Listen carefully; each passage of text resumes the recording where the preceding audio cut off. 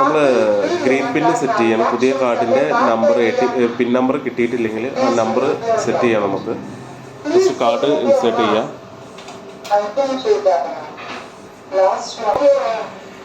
ഇങ്ങനെ ഇൻ്റർഫേസ് വരും. അതിൽ ഏറ്റവും അടിയിൽ ലാംഗ്വേജിൽ ടച്ച് ചെയ്യാതെ ഗ്രീൻ പിന്ന് സെറ്റ് ചെയ്യാൻ ഓപ്ഷൻ ടച്ച് ചെയ്യാം.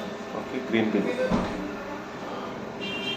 അതൊരു മെസ്സേജ് വരും. അത് ചാർജ് സപ്ലൈ ചെയ്യണമെന്നുള്ളത് ഓക്കെ കൊടുക്കുക.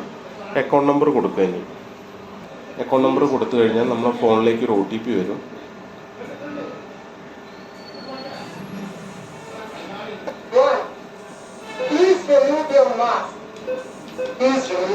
OTP കൊടുത്ത് കറക്റ്റ് എന്നുള്ള ക്ലിക്ക് ചെയ്യാം.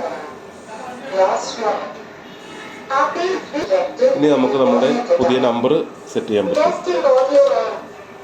2 പ്രാവശ്യം അടിച്ചു കൊടുക്കുക.